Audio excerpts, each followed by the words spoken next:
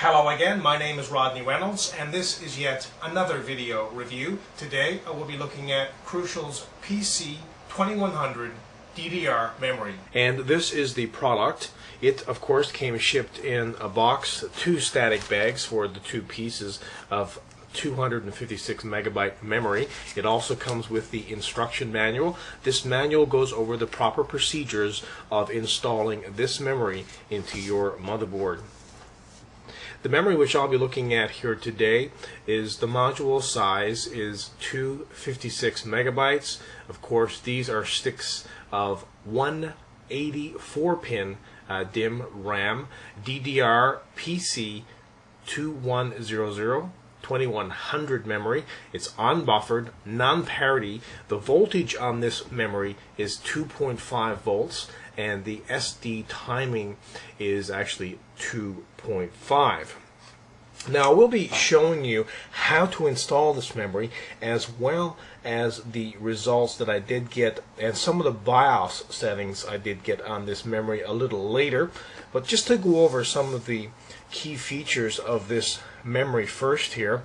This is, as I mentioned before, unbuffered and non-parity, and it is actually 7.5 nanoseconds.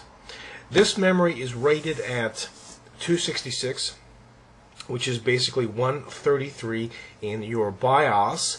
However, this memory can reach speeds in excess of 150 at the SDRAM timing of 2. So some very high quality memory here. Certainly really speaks for itself when it comes for bang for the buck. It does give you very high performance at a great price.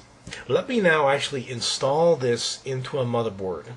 There is a proper way to install the memory, and the motherboard, the way that it does fit into the slots, is really child's proof and very simple to do. As you can see here, it does only fit a certain way. And if it's the other way, for example, if you try to put this memory in this way, it would not fit because the groove in the center would not line up and therefore not allowing it to be seated correctly. As you can see here, it's not lining up correctly. So let me pop in these 2 pieces of memory and I'll show you some of the settings in the BIOS as well as some of the results in the operating system. And this is the BIOS. The motherboard that I'm using is the Shuttle AK35. The cycle length on this particular memory is 2.5. However, it will easily go to 2. I've had it at 2 at even 150 plus megahertz. So again, some really fantastic high quality memory here. I'll just go through some of the other settings that I have here. And all these settings are optimum settings. So the fastest that I could possibly push this memory at.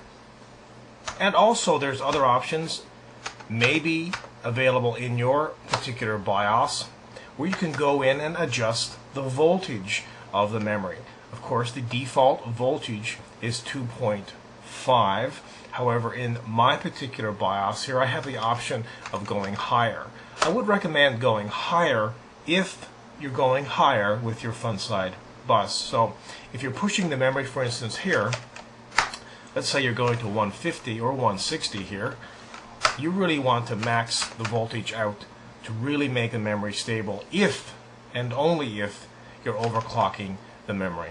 Let me now set all this to the default memory speeds and the voltages and do a SciSoft memory benchmark. Again, I'm using the Shuttle AK35 motherboard. The benchmark program I'm using here is SciSoft Sandra. This is the latest version of the standard copy that's available off their website. The memory speed I have my memory set at is 133 or 266, so I am not overclocking this currently to get this particular result. If I go ahead and run the memory benchmark here, you can see that the result is 838 and 894. If you compare this to the default setting on another system at 644 and 830, the result with this particular memory is a little faster. Of course, you would even get higher results on this memory if you were to overclock it to 140, 150, maybe even 160. This memory is very, very good at overclocking, and certainly if you need to use this memory for that purpose, it is fantastic.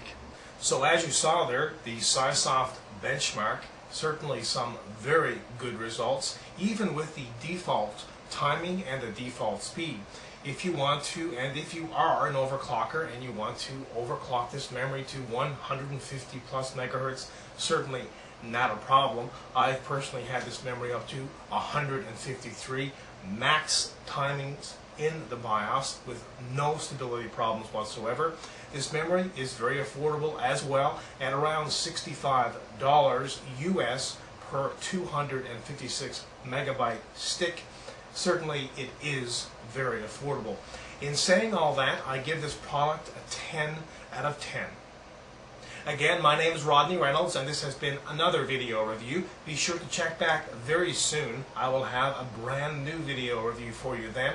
Also, check out my website at www.3dgameman.com, and while you're there, check out the forums. Until the next time, take care.